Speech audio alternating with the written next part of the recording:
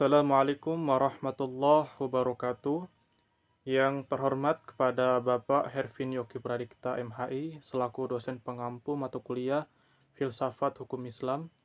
Saya Farhan Hudawijaya, NPM 2021020239, Prodi HTN C semester 4.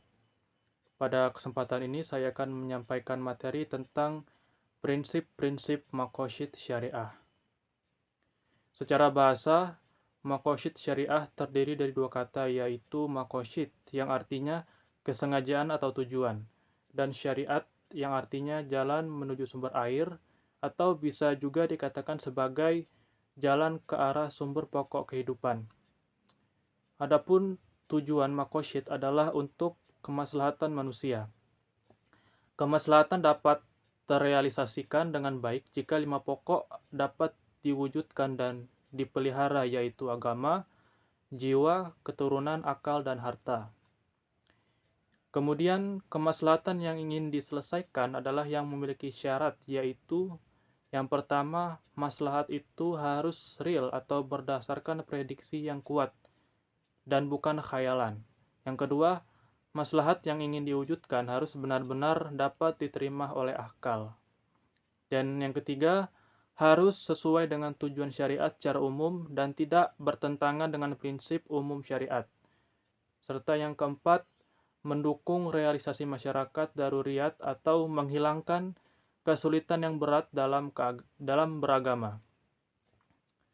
Kemudian adapun manfaat mempelajari maqasid syariah ini, yaitu yang pertama, mengungkapkan tujuan, alasan, dan hikmah tasyri' baik yang umum maupun khusus.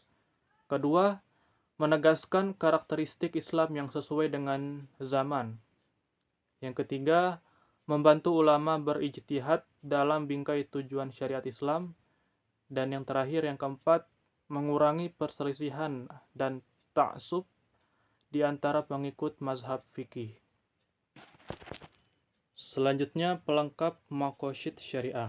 Yang pertama, pelengkap maqasid daruriyat. Ketika Tuhan mensyariatkan sholat untuk menegakkan dan memelihara unsur agama, syar'i memerintahkan agar sholat itu dikumandangkan dengan azan sesudah masuk waktu dan dikerjakan dengan berjamaah sebagai kelengkapannya. Yang kedua, pelengkap maqasid hajiyat. Tatkala syara' memberikan kemurahan kepada orang yang sedang dalam berpergian untuk mengqashar sholat, lalu disempurnakan kemurahan itu dengan diperbolehkan menjamak sholat tersebut. Ketiga, pelengkap maqasid tahsiniyat. Syar'i mewajibkan bersuci untuk menegakkan urusan tahsin. Kemudian, kewajiban bersuci disempurnakan dengan aturan-aturan sunnah bagi yang bersuci.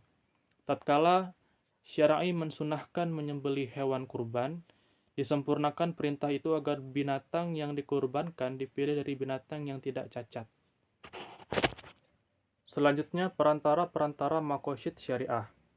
Sebagaimana dijelaskan dengan berulang kali bahwa tujuan hukum perundang-undangan ialah untuk mewujudkan kemaslahatan dan menolak kemudorotan bagi manusia.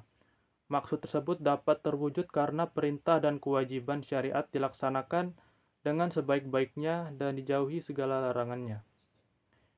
Pengetahuan dan pemahaman yang benar mengenai sebab-sebab perintah itu dikeluarkan menjadi pendukung utama untuk mentaati perintah syariat. Karena sebab-sebab syariat dikeluarkan selalu mengikuti status hukum musababnya. Artinya, jika status hukum musababnya adalah wajib, maka wajib pula hukum sebab yang terjadi perantaranya. Sehingga berdasarkan ketentuan tersebut, muncullah dua kaidah yang penting, yaitu sesuatu yang mewajibkan sempurna karena wajib adanya, dan yang kedua menutup jalan menuju ke perbuatan yang terlarang. Demikian penyampaian materi dari saya mengenai prinsip-prinsip maqasid syariah.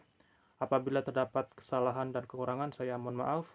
Wabillahi taufiq wal hidayah. Assalamualaikum warahmatullahi wabarakatuh.